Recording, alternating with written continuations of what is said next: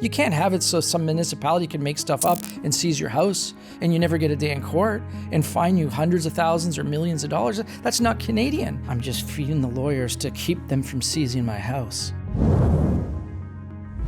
David Menzies for Rebel News here in Mississauga, Ontario. And folks, I'm with Scott Wilson. Scott has a residence in Wainfleet, Ontario. And I don't know if you remember, but more than a year ago, we visited little Wainfleet, Ontario. It's about 2 hours outside of Toronto, population approximately 7,000. This is a bizarre story, folks. Evidently, those people in Wainfleet who have the temerity to rent out their properties, their own private property, and to advertise that, well, that has run afoul of a Wainfleet bylaw. And we're not talking chump change. You want to know what the fine is? $20,000 per day per dwelling. And in the case of Scott Wilson, his fines in 3 years have amounted to $175 million. It's bizarre. And here's the update, folks. I think I mentioned in my report going back more than a year ago that, well, when you have your day in court, Mr. Wilson, surely sanity will prevail. And you know what? In March, Scott Wilson was in court and he lost. So, Scott, why is Wainfleet going after people like you and others who just simply want to rent out their residences? Well, thanks, David. The short-term rental is a controversial issue in our country, and I feel like there should be some type of balance. Some people are buying properties and running them like hotels. Other families are renting it out here and there when they're not using it in order to try to make ends meet and to put food on the table, to pay the taxes. And so if somebody's worked their whole life to buy a property, then they should have some freedoms to try to, within reason, use that property to make some money. Well, the township, I believe that some of the councillors didn't like having short-term rentals because it bothered them. They didn't, like having different ethnic groups of people coming to Wainfleet in order to visit these cottages and lake houses. And so I feel like what they tried to do was just shut it down completely by coming up with bylaws that were really not fair to anybody. In fact, in town council meeting, which I've showed in my videos because they're all public, they've actually talked about, punishing and our fines have to have teeth and we have to crush them. We have to make sure that we have enough bylaw with enough teeth that the good people running good outfits don't come before us. And the people who are not running a proper rental, safe for themselves, their guests, and their neighbors, those people are subject to severe penalties and fines. In one case, John McClellan basically says to a resident that was running just a part-time, small-time Airbnb on an occasional basis, he says, "I feel sorry for you." You get caught in a trap because of the bad operators. Right. I feel sorry for you. To be honest, I don't think he feels sorry for anybody, to be, in my opinion, based on my experience. And Scott, when it came to the renters, were there any kind of tangible problems? I'm talking about noise issues, drunkenness, littering, anything that, the council or the other residents of Wainfleet would take exception to? Yeah, listen, of course. And they talked about that. In the township meeting, they said, 5% of the bad actors, and they even called them criminals. And then they retracted it, said, "Oh, not criminals. I didn't mean to say that." Well, they did mean to say that. When the criminals find, I won't call them criminals, when the other people find ways around it, loopholes, you have to shut the loopholes. And the bottom line is that doesn't make sense to me, and my family got caught up in this. Hey, folks, I know you like it when Rebel News tells the other side of the story, but here's the thing. Unlike the trained seals in the mainstream media, we don't get a single nickel of Mark Carney's journalism slush fund, nor would we ever accept such a thing if it was ever offered. But can you do me a favor? Can you go to rebelfieldreports.com? That's rebelfieldreports.com. And if you're able to, kindly make a donation. So here's the thing. We were never going to be short-term rentals. We bought it the property as a cottage, fell in love with Wainfleet. And with COVID and all of the work from home and digital technology, we have fiber now in our neighborhood.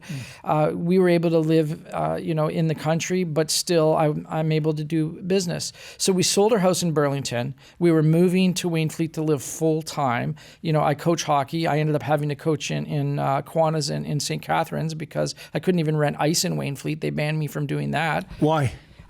I think they're attacking my family because I'm the leader of this group. We have 13 families, so there's just under 30 people in the group. These are other homeowners that have been just devastated and crushed by these fines. And so I think because I'm the leader, they initially came after me for things like, oh, my fence was too high and there was a pile of rocks on my property, and I tried to rent the ice because I do coach kids. I had to end up having to go to Pelham and rent ice there. And on my way to Pelham, I poked my head into Wainfleet and the ice wasn't rented for that hour. So they turned down the money, and we had to drive to another city and pay the other rink. And it was just because they don't like me doing this with you. They don't like the bad press, and they don't like that I'm the leader of this group. So I'm being targeted, and it's un-Canadian. It's not fair. They've migrated a little over $200,000 in fines to my property tax bill. However, I received more than a half dozen registered letters from the township that state that the fine is $20,000 per owner per dwelling per day. So imagine you're driving in the car with your wife and you get pulled over for speeding, but you both own the car, you both get the ticket. Yeah. I mean, this is nuts. So at $20,000 per owner per dwelling per day with two dwellings, we're at $80,000 a day, and they're fining us for two separate things, so $160,000 a day. So here's the issue. I think they stopped putting fines on my property tax bill because after $200,000, maybe they thought it made them look bad. And under the AMP laws, and these are parking tickets. They use like a recycled parking ticket to give me these fines for $80,000 a day. Under AMP, things aren't they're not supposed to be punitive, and they're supposed to be fair and due process. And we can talk about that later. So I just want to let everyone know, there is only $200,000 on my property tax bill. Okay. I could pay it off, and they could say, well, here's another $200,000, or here's $1 million. Or maybe they come after me for the whole, $175 million. I mean, it's been going on 3 years, and we're at $160,000 in fines per day, potentially, based on the registered letters I have. Now, we did get a copy of Justice James Ramsey's decision.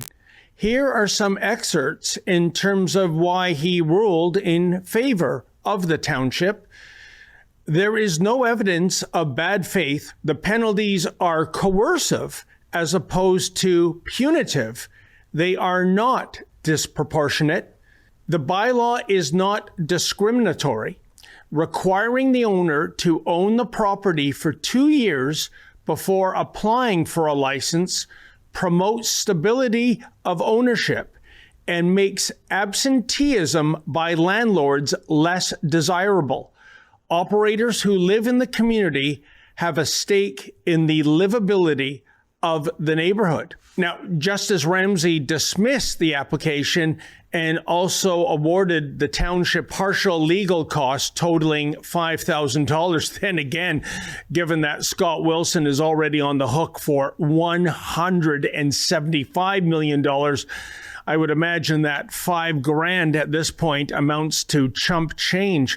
Let's talk about the appeal. It's going to be heard in January. January 6th, yeah. January 6th. What will the arguments be put forth by your new legal team be in regard to this being vindictive, given the sheer volume of dollars that you and others in Wainfleet that want to rent their own property are enduring? Okay. So unfortunately, when you appeal, you're not allowed to introduce new evidence. So these lawyers are only able to appeal on the evidence that was presented in the case that was lost. Having said that, this goes between, it goes to a panel of 3 judges in Toronto. So they're removed from the locality, and we hope that we expect to have an impartial group of people that are just going to look at the facts. I don't like even to have to do this, but there's no way around it at this point because we're too far down the road already. So it's just, people are just going to have to adjust. I don't know, because if we take the teeth out of it, then the rules are not going to be effective. So we filed the appeal. In the next 3 weeks, maybe 12 or 13 business days, bylaw and building were at my house nine times. And they showed up and they just barged onto my property, and they had cameras and video cameras. And they were just taking pictures and videos of everything. And then I started getting all these registered letters and emails saying, hey, your property doesn't comply with this and then comply with that. They're coming after me for something that might have been built, I don't know, maybe 50 years ago, 30, way before we bought the property. So I don't know if the previous owner or the previous owners or the previous owners before that did something without a permit. So now my lawyers are trying to unfold all this. We got to look and say, well, is this a title insurance thing? We don't know what to do. But basically, apparently there was a renovation that they're coming after me for that I didn't do, that it came with the house. But they're coming after me for like close to 10 more things that they found in the weeks right after we filed the appeal. This isn't coincidence. This is targeted, a persecution of my family. They're attacking me. When you combine that with coming after me for fences and pile of rocks, not letting me rent the rink when I coach kids, come on. Like this is this the country we live in now? I don't think that we need to be shy about increasing the penalties. Our goal here, in my opinion, is to, one, protect the permanent residents, and then all the seasonal residents that don't cause any trouble, which is almost all of them. In your case alone, $175 million. And I can only imagine, Scott, you must, and your friends in Wainfleet that are in the same boat, you must be spending a king's ransom on lawyers' fees too to get this argued. Yeah, it's terrible. I mean, so I'm out around $200,000. And you know what? People think, oh, he's got a lake house, so he can afford it. Well, no, I can't, actually. Our retirement plan was to pay off the mortgage. So we were getting pretty close. The problem is I couldn't even renew my mortgage because they've got all these fines on my property tax bill. So I'm paying like through the teeth now in an interest rate. I can't sell the house, right? Also, all the real estate in Wainfleet has been crushed. I know real estate is down across the country. Wainfleet is hit far worse than neighboring jurisdictions because people will look at this mess and they're like, I don't want to live there. Holy cow. We can't have people working their whole lives to buy a property and then have it stolen from them and they don't even get a day in court. Like, how do they not get a day in court? What's at stake here is that this is my retirement, and if we don't win this, I lose my house. Yeah. That's why we're having to file another lawsuit, and that's why I'm doing a personal lawsuit against all these people who are coming after my family because I'm backed in a corner. So they were trying to take my house through all these fines, and while it's in appeal, they're not seizing my house. Okay, so while it's in appeal, my house is okay. But they came at me with a new angle. They found some renovation that might have been done 50 years ago that they don't have on file. Well, they basically stated that, for safety reasons, we can have you evicted. If there's no permit, there might be a safety issue. Wow. Now, I believe that if we sue them, and that's while it's in court, then it makes it hard for them to evict us under that. So I'm in a corner. I got to keep fighting. But here's what sucks. Okay, I'm 54 years old. I've done well in my life. I've got some money set aside, but it's all gone to the lawyers. Like I'm in the $200,000 range that this has all cost me, and that's not just legal fees. There's other fees that we've been hit with for this. But right now, I'm working about 65 to 70 hours a week, and all the extra money doesn't go to my kids. I've got 4 kids. Two of them one's in college, one's in university.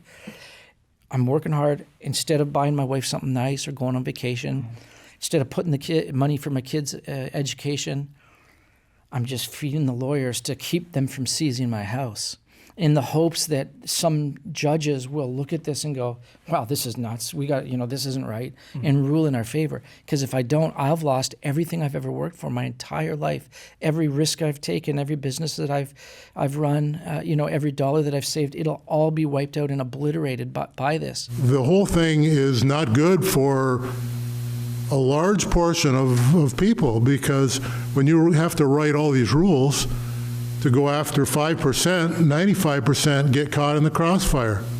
But life has always been that way. This is no exception. We'll be in court on January 6th to see how the appeal goes down. In the meantime, is there anything we might have missed that you feel is relevant to this case in Wainfleet? Listen, we could use some support. We have a website, Wainfleet Association of Responsible Short-Term Rentals, and the acronym is Wainfleet Wars. When we first voted on that URL, all the people in our group wanted it, but to be honest, I kind of didn't like it because I didn't really want a war. I just wanted, reasonable human beings to come in and settle this. But now I like the name. And you know why I like the name? Because we are in a friggin' war. And I'm not just fighting for my group of 30 people who are fighting for their rights. I'm fighting for the rights of everybody in Ontario. This can't stand. If this AMP rule stands, then anybody can come after you for your property, and that is not acceptable. So I need some emotional support. I need people to just email us at wainfleetwars.ca. The info email is there, and just say, hey, we support you. And if someone has, $5 or $10 or more, we do have a GoFundMe, and all the money goes into this battle. So if we can get some help from the public, I appreciate it, because we need it, man. We're beat up right now. We're beat up and beat down, man. Scott, good luck, and I'll see you again in January. Thank you, David. Okay.